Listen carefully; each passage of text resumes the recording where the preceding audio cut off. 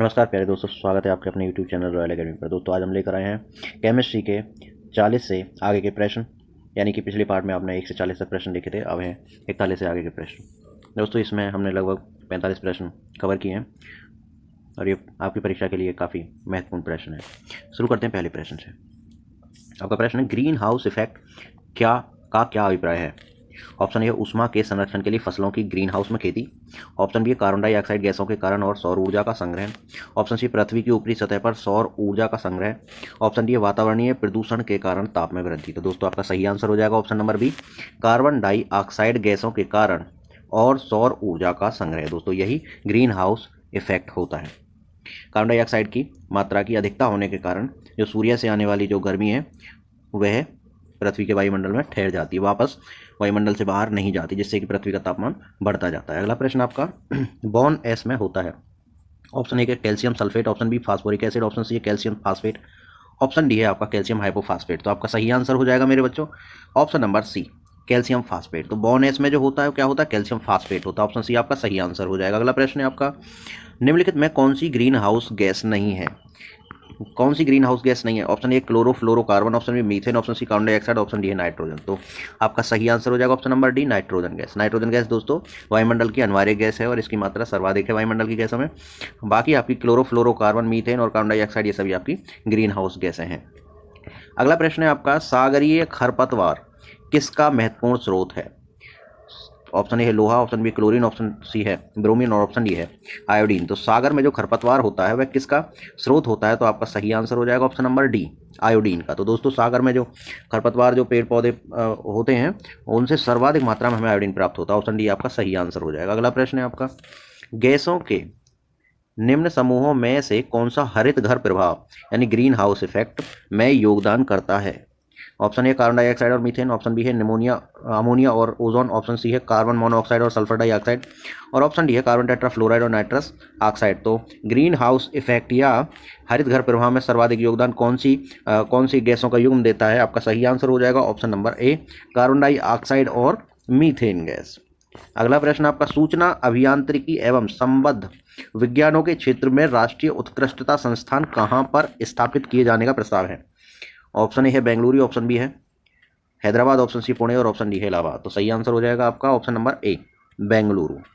तो सूचना अभियांत्रिकी एवं संबंध विज्ञानों के जो राष्ट्रीय क्षेत्र में राष्ट्रीय उत्कृष्ट संस्थान है वह बेंगलुरु में स्थापित किए जाने का प्रस्ताव है। अगला प्रश्न आपका, गोबर गैस में मुख्यतः क्या होता है?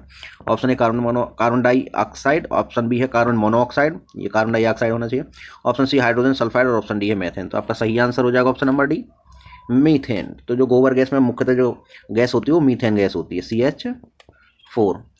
अगला प्रश्न प्यारे बच्चों, विज्ञान और टेक्नोलॉजी उपक्रम एंटरप्रेन्योरशिप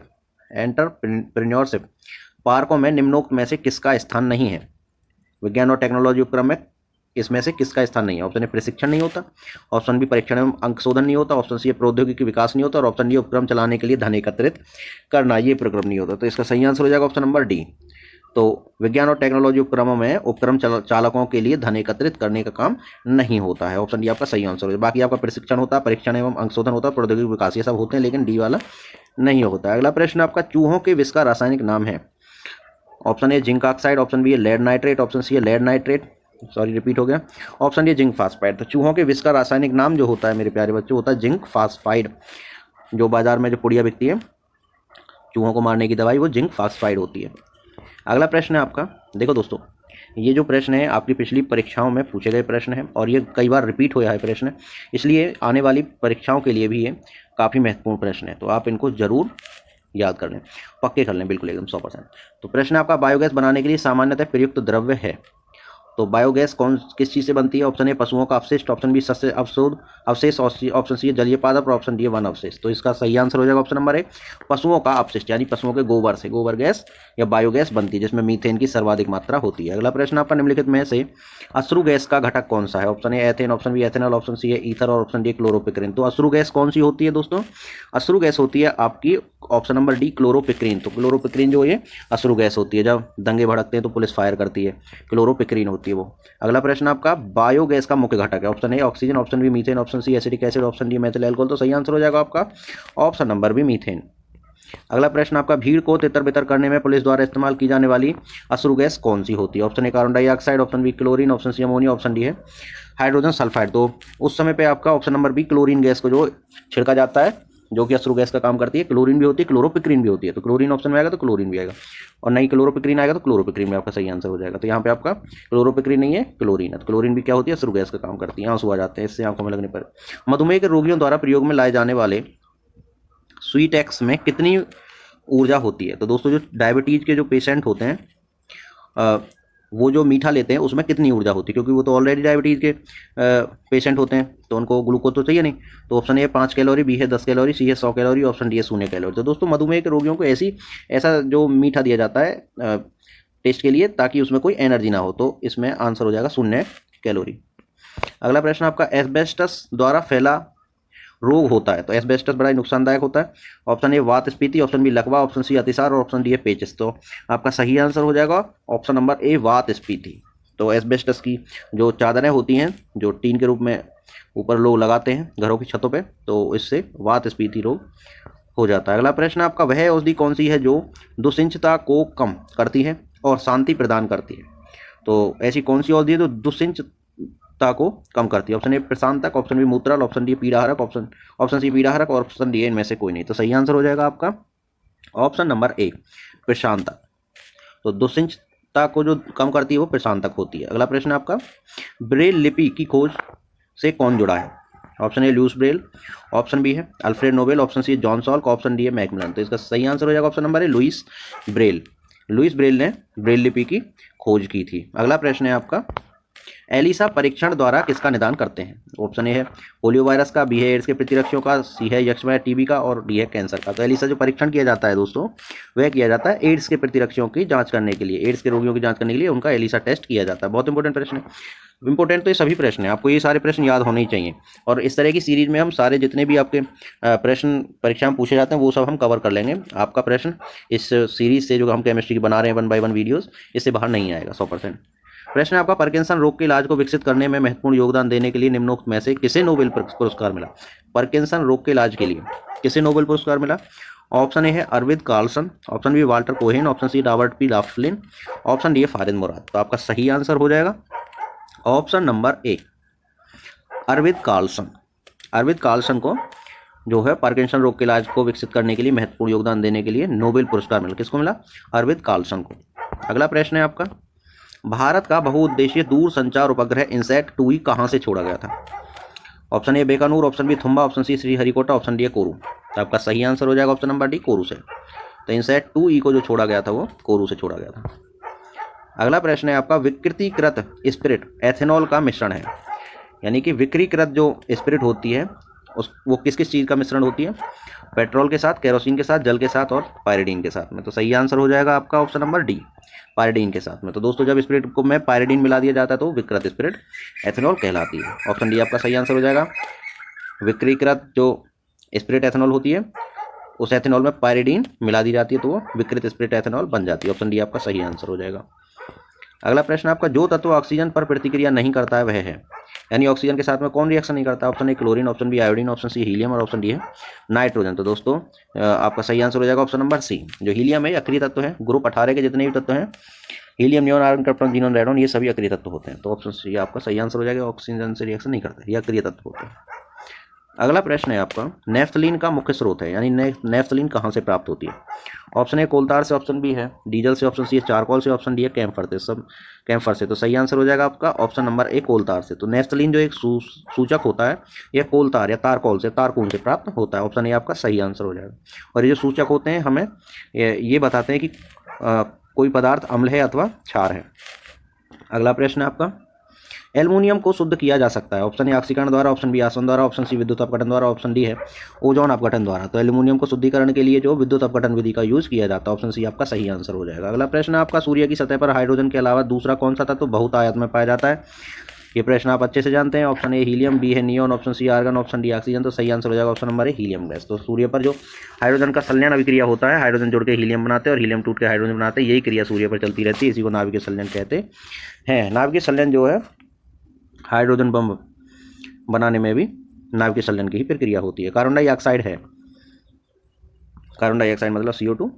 ए है अपचायक, बी है उपचायक, सी है निर्जलीकारक या डी है विरंजन कारक। सही आंसर हो जाएगा आपका ऑप्शन नंबर सी निर्जलीकरण, सॉरी निर्जलीकारक लिखा होना चाहिए था, निर्जलीकारक। तो जो हमारा CO2 होता है एक निर्जलीकारक होता है, यानी कि ये जो पदार्थ होगा निर्जलीकरण कर देता है। अगला प्रश्न आपका, कौन सी गैस वायुमंडल का अंग नहीं है? ऑप्शन नाइट्रोजन, बी है हीलियम, सी है क्लोरीन और डी है इनमें से कोई नहीं। तो वायुमंडल में कौन सी गैस नहीं होती? ऑप्शन सी सही आंसर हो जाएगा, क्लोरीन। दोस्तों नाइट्रोजन और हीलियम वायुमंडल में होती हैं, लेकिन क्लोरीन वायुमंडल का अंग नहीं है। अगला प्रश्न आपका, शुष्क पाउडर अग्निशामक में होता है।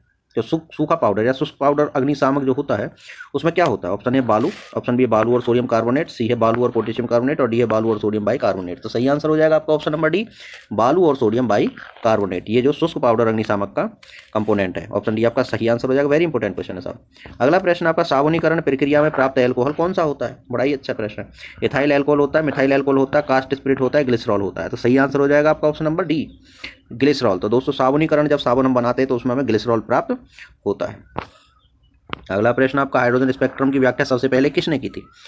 तो हाइड्रोजन स्पेक्ट्रम की व्याख्या सबसे पहले किसने की थी? Option A Dalton, option B Erwin Schrodinger, option C Niels Bohr और ऑप्शन डी रदरफोर्ड। तो सही आंसर हो जाएगा option number C Niels Bohr ने। तो हाइड्रोजन स्पेक्ट्रम की जो सबसे पहले व्याख्या की थी दोस्तों नील्स बोर ने की थी। बहुत इंपॉर्टेंट प्रश्न है आपका। अगले प्रश्न है आपका, दाहक सोडा कैसा होता है? तो दाहक सोडा क्या होता है? दाहक सोडा ऑप्शन ओ होता है, ऑप्शन ए है उत्फुल्ल, ऑप्शन बी है प्रस्वेदी, ऑप्शन सी ऑक्सीकारक, ऑप्शन डी है अपचायक। तो दाहक सोडा की प्रकृति कैसी होती है? आपका सही आंसर हो जाएगा ऑप्शन नंबर बी, पिरस्वेदी। तो दाहक सोडा जो होता है वो एक पिरस्वेदी होता है। अगला प्रश्न आपका, बहुत अधिक पकाना और खाद्य तेलों का बार बार प्रयोग क्यों अत्यधिक अवांछनीय? अवांछनीय का मतलब मना ही है, मतलब ये कहना चाह रहा है कि बहुत अधिक ज़्यादा खाने को नहीं पकाना चाहिए और ज़्यादा खाद्य तेलों का भी उपयोग नहीं करना चाहिए। तो नहीं करना चाहिए, लेकिन क्यों? ऑप्शन ए है आपका, तेल के वाष्प से आंतरिक प्रदूषण हो सकता है, ऑप्शन बी कार्सिनोजेनिक पदार्थ जैसे बेंजपायरीन पैदा होते हैं, ऑप्शन सी भोजन का पोषक तत्व कम हो जाता है और ऑप्शन डी तेल की हानि और बर्बादी होती है। तो सही आंसर क्या हो जाएगा दोस्तों आपका ऑप्शन नंबर बी, कार्सिनोजेनिक पदार्थ जैसे बेंजपायरीन पैदा हो जाते हैं। तो दोस्तों इसलिए अधिक नहीं पकाना चाहिए। तो ऑप्शन बी आपका सही आंसर हो जाएगा। अगला प्रश्न आपका, बैटरी में निम्नलिखित में से किस एक एसिड का प्रयोग किया जाता है? तो बैटरी में कौन से एसिड का प्रयोग किया जाता है? ऑप्शन ए हाइड्रोक्लोरिक एसिड यानी HCl, ऑप्शन बी है आपका hydrofluoric acid, option C sulphuric acid यानी H2SO4, ऑप्शन डी है इनमें से कोई नहीं। तो सही आंसर है, सब लोग जानते हैं, ऑप्शन सी सल्फ्यूरिक एसिड जो बैटरी में एसिड होता है। सल्फ्यूरिक एसिड या सल्फ्यूरिक अम्ल जो होता है वही बैटरियों में भरा जाता है। अगला प्रश्न आपका, डेटॉल में मौजूद प्रतिरोधी, ये प्रतिरोधी होना चाहिए, प्रतिरोधी यौगिक है। तो डेटॉल में कौन सा प्रतिरोधी यौगिक होता है? Option A iodine, option B है एनलोरॉक्सीलेनॉल, ऑप्शन सी है बायोथियोनॉल, ऑप्शन डी है क्रीसॉल। तो डेटॉल में क्या होता है दोस्तों? आपका सही आंसर हो जाएगा ऑप्शन नंबर बी, ये बड़ा वाला एनलोरॉक्सीलेनॉल। ये डेटॉल में मौजूद प्रतिरोधी यौगिक होता है, ऑप्शन बी आपका सही आंसर हो जाएगा। अगला प्रश्न है आपका, शीशे से संचयन करने वाले सेल में किस अम्ल का प्रयोग होता है? यानी शीशा संचायक सेल में कौन से अम्ल का प्रयोग होता है? ऑप्शन ए फास्फोरिक अम्ल, ऑप्शन बी हाइड्रोक्लोरिक अम्ल, ऑप्शन सी नाइट्रिक अम्ल और ऑप्शन डी आपका सल्फ्यूरिक अम्ल। तो शीशा संचायक सेल या शीशे से संचयन करने वाले सेल में किस अम्ल का प्रयोग होता है? आपका सही आंसर हो जाएगा ऑप्शन नंबर डी, सल्फ्यूरिक अम्ल। तो दोस्तों इसमें भी H2SO4 का यूज किया जाता है। साबुन बनाने में निहित प्रक्रिया है, तो साबुन बनाने में कौन सी प्रक्रिया का उपयोग होता है साबुनीकरण में? ऑप्शन ए जलअपघटन, ऑप्शन बी साबुनीकरण, ऑप्शन सी द्रवण और ऑप्शन डी बहुलकीकरण। तो सही आंसर हो जाएगा ऑप्शन नंबर बी, साबुनीकरण, यानी साबुन बनाने की प्रक्रिया को साबुनीकरण कहते हैं। अगला प्रश्न आपका, फॉर्मेलिन एक जलीय विलयन है। तो दोस्तों फॉर्मेलिन किसका जलीय विलयन है? मेथेनॉल का, इथेनॉल का, फ्रक्टोज का या नाइट्रिक एसिड का? तो सही आंसर हो जाएगा आपका ऑप्शन नंबर ए, मीथेनॉल का। तो दोस्तों जो फॉर्मेलिन है यह एक मीथेनॉल का जलीय विलयन होता है, ऑप्शन ए आपका सही आंसर हो जाएगा, फॉर्मेलिन मीथेनॉल का जलीय विलयन होता है। अगला प्रश्न आपका, साबुनीकरण एक प्रक्रिया है जिसके द्वारा ऑप्शन ए साबुन बनाया जाता है, बी ए प्लास्टिक बनाया जाता है, सी ए सल्फर का निष्करण किया जाता है और ऑप्शन डी है आपका प्रोटीन की पहचान की जाती है। तो आपका सही आंसर हो जाएगा ऑप्शन नंबर ए, साबुन बनाया जाता है। तो साबुनीकरण की प्रक्रिया के द्वारा क्या बनाया जाता है? साबुन बनाया जाता है। दोस्तों ऑप्शन ए आपका सही आंसर हो जाएगा। अगला प्रश्न आपका, जैव पदार्थों के सबलेपन में इस रसायन का प्रयोग करते हैं। तो दोस्तों कोई भी जैविक पदार्थ है उसको लेपन अगर हमें करना है, वो कोई डेड बॉडी है और उसको लेपन करके हमें लंबे समय तक हमको उसको रखना है, जैसे कि ममीज़ को रखा जाता है मिस्र में, ममीज़ को जो लेपन करके उसको हज़ारों सालों तक वो लोग सुरक्षित रख लेते हैं। तो कौन से रसायन का प्रयोग करते हैं? ऑप्शन बी जल में फॉर्मेल्डिहाइड, बी है मीथेनॉल में फॉर्मेल्डिहाइड, सी है एथिलीन ग्लाइकोल और ऑप्शन डी है गैसीय फॉर्मेल्डिहाइड। तो दोस्तों सही आंसर हो जाएगा आपका ऑप्शन नंबर ए, जल में फॉर्मेल्डिहाइड के मिश्रण का लेपन लेपन किया जाता है। अगला प्रश्न आपका, साबुन उद्योग को मिलने वाला उपोत्पाद है, अर्थात साबुन के साथ में और दूसरा कौन सा उत्पाद मिलता है। मुख्य उत्पाद तो साबुन हो गया, जो दूसरा मिलेगा उसको उप उत्पाद कहते हैं, सब प्रोडक्ट बोलते हैं। Option A caustic soda, B है ग्लिसरॉल, सी है नेफ्थलीन, डी है कास्टिक सोडा। तो दोस्तों आपका सही आंसर हो जाएगा ऑप्शन नंबर बी, ग्लिसरॉल प्राप्त होता है। साबुनीकरण में साबुन और ग्लिसरॉल दोनों प्राप्त होते हैं। मुख्य उत्पाद साबुन होता है और उप उत्पाद ग्लिसरॉल होता है। आंतरिक संक्रमण तत्वों की कुल संख्या कितनी है। तो दोस्तों आंतरिक संक्रमण तत्वों की जो संख्या है वह कितनी है। ऑप्शन ए 16, बी है 28, सी है 32 और डी है 33। तो सही आंसर हो जाएगा आपका ऑप्शन नंबर बी 28। दोस्तों आंतरिक संक्रमण तत्वों की जो इंटरनल ट्रांजिशन एलिमेंट्स की जो संख्या है वो 28 होती है। अगला प्रश्न आपका, सोडियम को आमतौर पर निम्नलिखित में से किस पदार्थ के नीचे रखा जाता है। ऑप्शन ए है अल्कोहल, बी है जल, सी है अमोनिया और डी है केरोसिन या मिट्टी का तेल। तो दोस्तों सही आंसर हो जाएगा आपका ऑप्शन नंबर डी, केरोसिन, यानी कि मिट्टी के तेल में उसको सोडियम को डुबा के रखा जाता है, क्योंकि सोडियम जो अति क्रियाशील पदार्थ है, हवा में या पानी के संपर्क में आने पर जल उठता है, इसलिए इसको केरोसिन मिट्टी के तेल में डुबा कर रखते हैं। अगला प्रश्न आपका, प्रयोगशाला में सिल्वर नाइट्रेट घोल को ब्राउन बोतलों में रखा जाता है, क्यों। ऑप्शन ए यह साधारण सफेद बोतलों के साथ प्रतिक्रिया करता है, बी है ब्राउन बोतलों में प्रकाश गुजरने का रास्ता बंद हो जाता है, सी है ब्राउन बोतलें उसके साथ प्रतिक्रिया नहीं करती हैं और डी है ब्राउन बोतलें उसके साथ प्रतिक्रिया करती हैं। तो दोस्तों आपका सही आंसर हो जाएगा ऑप्शन नंबर बी, ब्राउन बोतलों में प्रकाश गुजरने का रास्ता बंद हो जाता है, इसलिए जो सिल्वर नाइट्रेट का घोल है उसको हम ब्राउन बोतलों में रखते हैं ताकि उसमें प्रकाश ना जाए। अगला प्रश्न आपका, सफेद फास्फोरस निम्न में से किसके नीचे रखा जाता है। ऑप्शन ए है अमोनिया, ऑप्शन बी शीत जल, सी है केरोसिन और डी है अल्कोहल। तो सही आंसर हो जाएगा आपका ऑप्शन नंबर बी, शीतल जल। तो दोस्तों शीतल जल में सफेद फास्फोरस को रखा जाता है। अगला प्रश्न आपका, निम्नलिखित में से वे दो तत्व कौन से हैं जिनका ट्रांजिस्टर उद्योग में व्यापक रूप से प्रयोग किया जाता है। ऑप्शन सिलिकॉन जर्मेनियम, बी है कार्बन प्लेटिनम और सी है इरिडियम जर्मेनियम और डी है टंगस्टन और प्लेटिनम। तो दोस्तों सही आंसर हो जाएगा ऑप्शन नंबर ए, जो सिलिकॉन और जर्मेनियम ये अर्धधातु होते हैं और इनका उपयोग माइक्रोचिप बनाने में किया जाता है, आईसी चिप्स बनाने में किया जाता है। अगला प्रश्न आपका, निम्नलिखित में से वे दो तत्व हैं जिनसे बहुत बड़ी संख्या में यौगिक तैयार किए जा सकते हैं। ऑप्शन है कार्बन हाइड्रोजन, बी है कार्बन नाइट्रोजन, सी है कार्बन ऑक्सीजन और डी है कार्बन और सल्फर। तो दोस्तों आपका ऑप्शन नंबर ए सही आंसर हो जाएगा, कार्बन और हाइड्रोजन। दोस्तों कार्बन और हाइड्रोजन से मिलाकर लगभग 10 लाख तरह के कंपाउंड उपस्थित हैं, यानी कार्बन और हाइड्रोजन से मिलकर सर्वाधिक संख्या में यौगिक बनाए जा सकते हैं। तो ऑप्शन ए आपका सही आंसर हो जाएगा, कार्बन और हाइड्रोजन।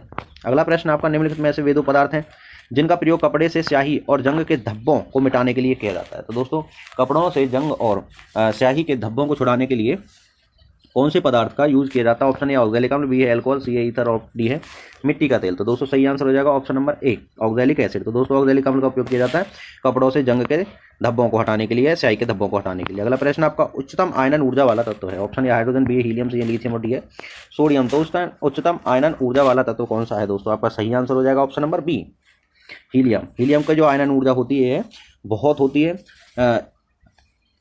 इसकी बाहरी कक्षा से इलेक्ट्रॉन को निकालना बहुत ही कठिन होता है क्योंकि इनके इलेक्ट्रॉनिक विन्यास स्थायी होते हैं।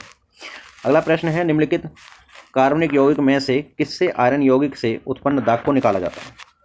ऑप्शन ए ऑक्सैलिक अम्ल, बी है बेंजोइक अम्ल, सी है थैलिक अम्ल और डी है सिनेमिक अम्ल। तो सही आंसर हो जाएगा ऑप्शन नंबर ए, ऑक्सैलिक अम्ल। ऑक्सैलिक अम्ल के द्वारा ही जंग के धब्बे या स्याही के धब्बों को हटाया जाता है। अगला प्रश्न, चीनी के उत्पादन में उप उत्पाद सीरा निम्नलिखित में से किस पदार्थ में बदल जाता है। तो सीरा जो बनता है चीनी के उत्पादन के समय पे वो बाद में किस पदार्थ में बदल जाता है। ऑप्शन ए है एल्कोहल, बी है कागज, ऑप्शन सी है ईंधन, ऑप्शन डी है लुगदी। तो आपका सही आंसर हो जाएगा दोस्तों ऑप्शन नंबर ए, एल्कोहल, यानी उसकी दारू बन जाती है।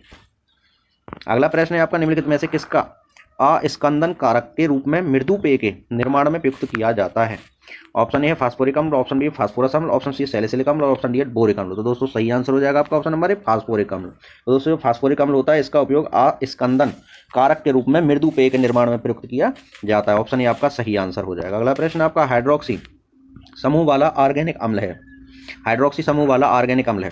ऑप्शन ए बेंजोइक अम्ल, ऑप्शन बी कार्बोलिक अम्ल, ऑप्शन सी सिनामिक अम्ल, ऑप्शन डी है एसिटिक अम्ल। तो दोस्तों आपका सही आंसर हो जाएगा ऑप्शन नंबर बी, कार्बोलिक अम्ल। तो दोस्तों हाइड्रोक्सी समूह वाला जो ऑर्गेनिक अम्ल है कार्बोलिक अम्ल है। कार्बोलिक अम्ल जो वो हाइड्रोक्सी समूह वाला और एक ऑर्गेनिक अम्ल है। दोस्तों यदि आपने अभी तक चैनल को सब्सक्राइब नहीं किया, चैनल को सब्सक्राइब जरूर कर लीजिए। यह आपकी परीक्षा की तैयारी के लिए बहुत ही महत्वपूर्ण चैनल है। इस पर आपको रोज एक नया वीडियो प्राप्त होता रहता है। और दोस्तों अब भी हमारे साथ में मिलकर मेहनत कीजिए जिससे कि आपकी सफलता सुनिश्चित हो सके। हमारे चैनल पे आपको सभी टॉपिक्स के MCQs और डिटेल वीडियो मिल जाएंगे, उनको आप देख लीजिए। अगला प्रश्न आपका, कोका कोला का खट्टा स्वाद किसके अस्तित्व के कारण होता है। Option A acetic acid, option B phosphoric acid, option C hydrochloric acid, option D formic acid. तो दोस्तों इसका सही आंसर हो जाएगा option number B phosphoric acid, यानी कि फास्फोरिक एसिड को मृदु पेयों में मिलाया जाता है और कोका कोला का जो खट्टा टेस्ट जो आता है वो फास्फोरिक अम्ल के कारण ही आता है। ऑप्शन बी आपका सही आंसर हो जाएगा। दोस्तों इस वीडियो का अंतिम प्रश्न है, एनोमेल एक मिश्रण है। ऑप्शन ए एल्युमिनियम पाउडर और अमोनियम नाइट्रेट का, बी है एल्युमिनियम पाउडर और अमोनियम क्लोराइड का, ऑप्शन सी है एल्युमिनियम पाउडर और अमोनियम सल्फेट का, ऑप्शन डी है एल्युमिनियम पाउडर और पोटेशियम नाइट्रेट का। तो दोस्तों जो एनोमेल है यह किसका मिश्रण होता है? आपका ऑप्शन ए सही आंसर हो जाएगा। एल्युमिनियम पाउडर और अमोनियम नाइट्रेट का जो मिश्रण होता है उसको हम एनोमेल मिश्रण कहते हैं। दोस्तों यह वीडियो आपको कैसा लगा हमें कमेंट बॉक्स में जरूर बताइएगा, आपके कमेंट हमारे लिए बहुत महत्वपूर्ण है। दोस्तों मिलते हैं एक नए वीडियो में, तब तक के लिए नमस्कार, थैंक यू, जय हिंद।